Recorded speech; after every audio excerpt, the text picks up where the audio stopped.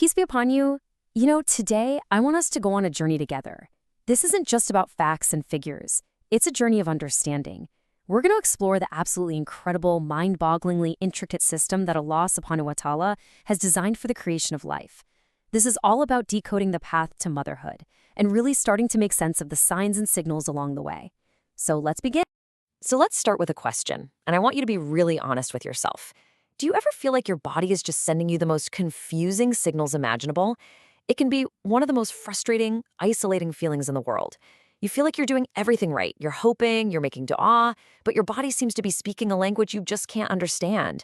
One month is filled with so much hope, and then the next, it's just confusion and disappointment. It's a deeply personal struggle, and one that's often carried in silence. But here's the most important thing I want you to hear today. You are absolutely 100% not alone. So many women walk this exact same path, asking these very same questions, feeling these same emotions.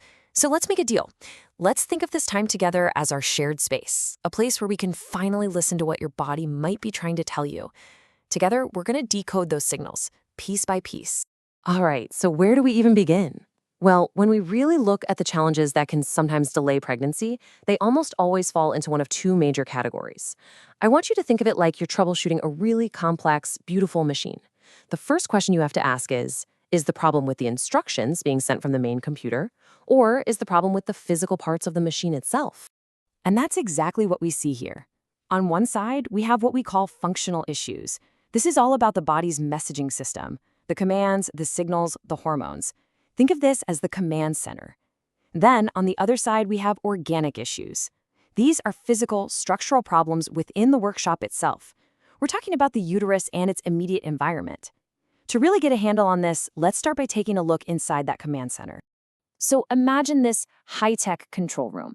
It's full of blinking lights and sensitive equipment, and it's responsible for sending out perfectly timed, absolutely critical instructions to the rest of the body. That's a great way to picture your hormonal system. It is the director, the CEO, the captain of this entire operation. And when it's working just right, everything else just flows smoothly and beautifully. Now, people talk about hormonal balance all the time, but what does that really mean? Well, what I love about this definition is the word conversation. It's not just one thing, it's a constant flowing back and forth dialogue. The brain whispers an instruction to a tiny but powerful gland. That gland then shouts the message down to the ovaries, and the ovaries listen and respond. A healthy, predictable cycle is simply the result of a perfect, clear, uninterrupted conversation. And this right here shows us that beautiful chain of command. When you break it down, it's so elegant in its simplicity. So step one, it all starts in the brain. The brain is the CEO that decides, okay, it's time to start the process. Step two, the message goes to the pituitary gland. You can think of it as the master relay station or the manager that passes that message along. And finally, step three, the ovaries, the workers on the factory floor, get the order and go to work, preparing a beautiful, healthy egg for ovulation. Simple, elegant, and perfectly designed. But what happens when there's static on the line? Because sometimes that crystal clear chain of command gets disrupted. The messages can get scrambled, maybe they're delayed, or in some cases, they don't get sent at all. This is exactly where those functional issues come from. It's like a rebellion inside the command center, and it throws the whole system off. Okay, so when we look for the usual suspects, the most common culprits behind this hormonal static, three names pop up again and again. First, and by far the most frequent, is polycystic ovary syndrome, or PCOS for short. Then we've got high levels of a hormone called prolactin. That's the milk hormone, and when it's high, it can basically trick the body into thinking it's already pregnant or breastfeeding, which of course puts a stop to ovulation. And finally, we have imbalances in the thyroid gland, especially an underactive thyroid, which can act like a dimmer switch, slowing down the entire metabolic and reproductive system. It's really worth pausing on this for a second because it is so important. PCOS is hands down the most frequent reason that doctors see for ovulation becoming irregular or even stopping altogether. This is what often shows up as very long, unpredictable cycles. It's a condition where that clear, crisp hormonal conversation we talked about becomes particularly confused and jumbled. So understanding PCOS is a huge key for many women on this journey. So if PCOS is the issue, what's the game plan? What's in the toolkit? Well, the great news is there is a clear plan.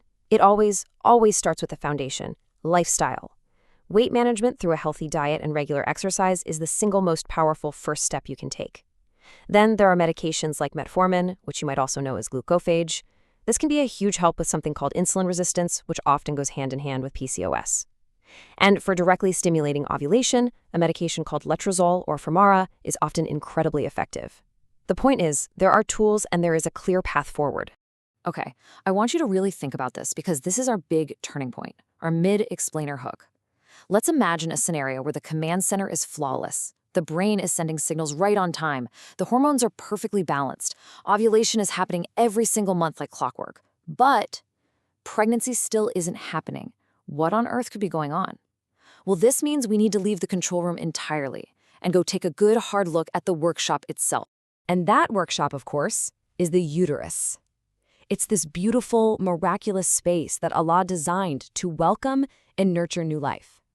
For an embryo to implant, for a pregnancy to begin and to thrive, this environment, this workshop, needs to be perfectly prepared, welcoming, and free of any major obstacles that might get in the way.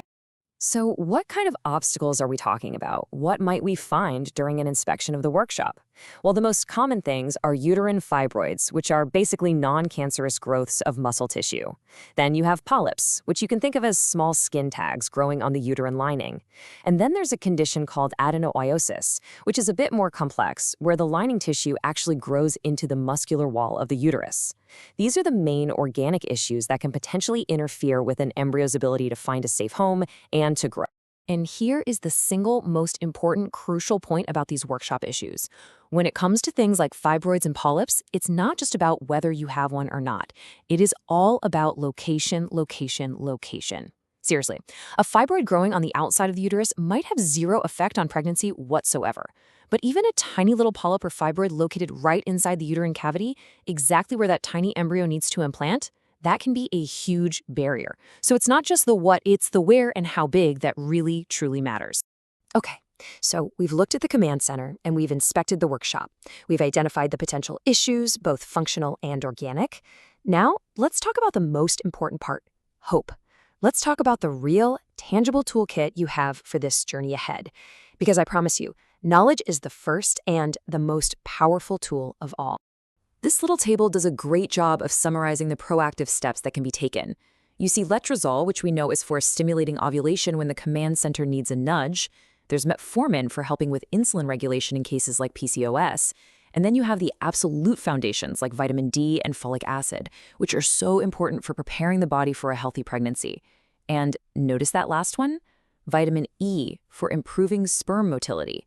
This brings us to a point that we absolutely cannot forget. This journey is a shared one. It always involves two people. A partner's health is just as critical to the outcome. Simple lifestyle factors, things like maintaining a healthy weight, and crucially, avoiding smoking, can have a massive, profound impact on sperm health and the overall chances of conception. It is, and always will be, a team effort. If you take just one single thing away from our time together today, please let it be this. That feeling of confusion, of frustration, it almost always comes from the unknown. But by seeking to understand your body, by wanting to learn its language, to figure out if the issue is in the command center or down in the workshop, you are taking back control. You are moving from a place of just waiting and wondering to a place of empowered, knowledgeable action. So here we are at the end. But it's really a beginning. You now have a map. You understand the two main paths. You know the landmarks to look for, and you know about the tools that are available for the journey. So the final question, the final hook, isn't for me to answer. It's for you. With this new map in your hands, with this new understanding, what is your next hopeful step forward?